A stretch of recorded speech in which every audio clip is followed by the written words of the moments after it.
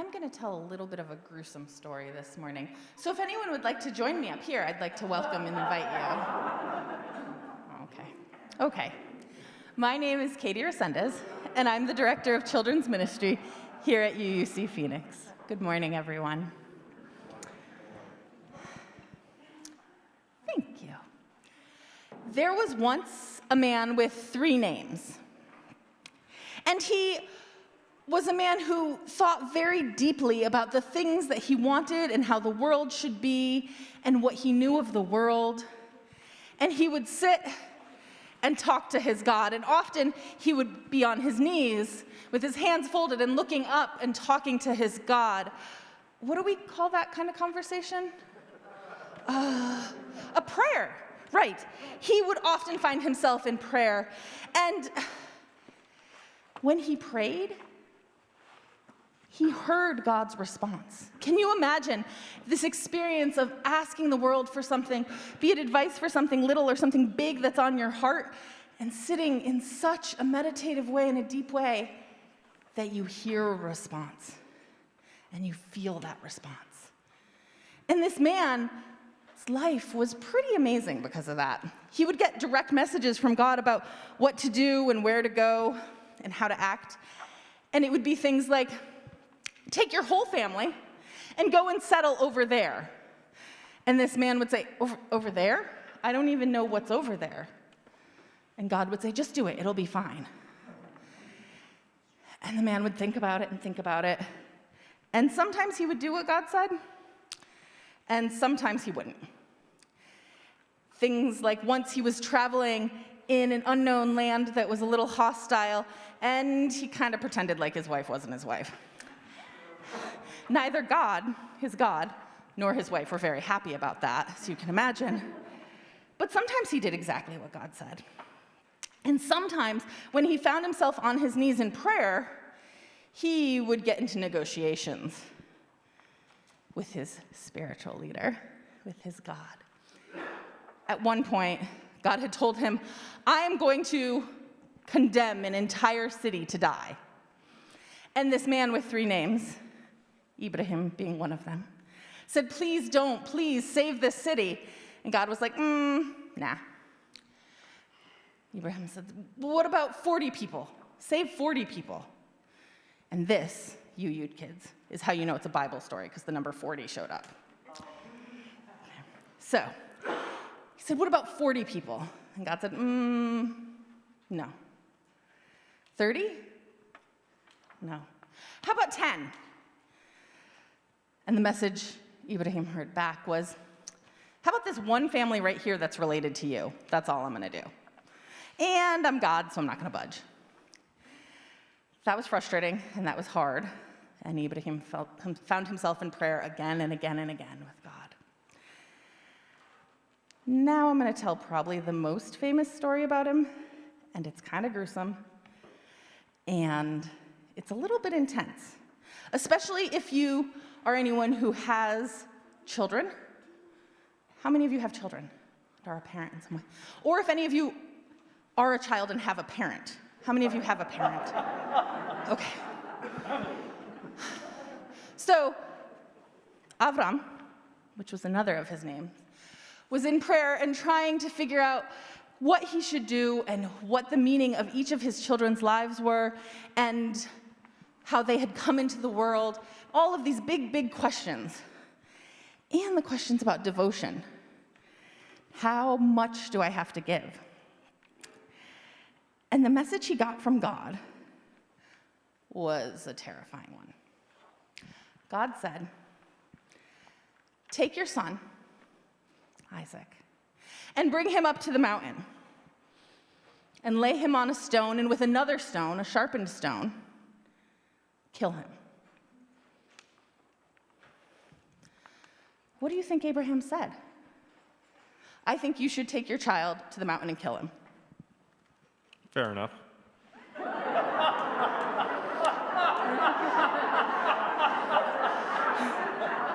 You can tell which of the children are related to John. See, I personally would have thought it would have been a good time for a response of, nah. But Abraham knew it was important to follow his heart. Because sometimes when we think about prayer and God, we're not totally comfortable with this idea of someone separate from us who maybe lives in the cloud and is talking to us. And some of us are more comfortable with that. But if that's not something that you connect with, I want you to think about the moments when your life has been the hardest and you've been looking for a solution and no one around you has it. And all you have is your own impulses and your own heart, and you have to listen to your heart. That deep of a connection, those times in your life when you've said, I don't know what's going on and I'm not sure about this, but something tells me I have to do this thing, that was his connection with his God. So as God tells him to take his kid to the mountain, put the kid on the rock, take another rock and kill his kid. Terrifying. But he does it. He agrees to do it. And as he's raising that weapon to strike down his son, God says, stop. And instead, there's a ram in the bush, and the ram is offered in place of the son, and the ram gets sacrificed. Remember I told you it was going to be gruesome? He took the rock and used the rock to cut the ram up and take its pelt off, and after he killed it, lots of other things there. Blood, gore, blood, gore. Say it with me. Blood, gore, blood, gore. Best horror book ever written? Bible. Okay. Lots of other good stuff in there too, but lots of blood and gore. So Abraham doesn't sacrifice his child. The ram gets killed instead. And this story becomes extremely famous and extremely well-known. And there's lots of messages about what the story means and how it can be interpreted, things about devotion, things about following God's will no matter what, things about listening to whatever the Bible says, things about understanding the Torah in a deep way and a connection to the Spirit. For me, that story is about if you are in a conversation with someone and the conversation feels hard, keep listening. Keep listening. And don't let there ever be a last word. Keep the conversation going. Why are there so many interpretations? Well, the story of Abraham ends up becoming the root and the founding for 3 of the major religions in the world. I'm going to take someone's seat. Let's see. Squish over. Okay. So, we have Abraham, who is this story in the Christian Bible. We have Ibrahim, as he shows up in the Quran, and Avram, as he shows up in the Torah. Same story, 3 different religions come out of it. His lineage, so all of his kids and his family tree, become really important, and all of their stories become important to those 3 religions. But those 3 religions are like siblings. So let's say we were the weirdest 3 siblings ever, and we all go to the same New Year's lunch at our mother's house. I'm the oldest child, and I say, oh my gosh, Mom worked so hard. She got everything on the table just in time. We had to make sure it was all coordinated. I can't believe she did all the dishes. It was amazing, but it was so much work. And when you ask Gio how her New Year's lunch was, she, being the youngest, said, oh, it was great. Mom made all of my favorites and then let me watch TV. And then when you ask the middle child, says, I don't know, there wasn't even anything for me to eat. I don't know if anyone even noticed I was there. Typical middle child. So, the middle children up here are a little concerned. But all 3 of us went to the same lunch, right? And we all are telling the story of the same thing, but how we felt it and how we interpret it is totally different.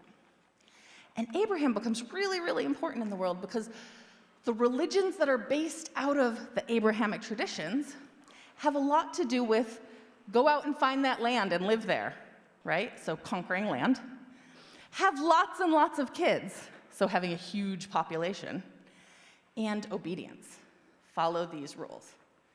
So it's no surprise that we end up with 3 religions that are very big. How big is very big? Let's see. Anyone have a guess about how many people there are in the world right now? Close. 7.5 million, I heard. Billion is corrected. 8 billion. Almost 8 billion. Yep, we're at just passed 7.88 billion. They did just say it is 8 billion. Oh, officially 8 billion. Also, I appreciate Peyton as the voice of God. So, of 8 billion people in the world,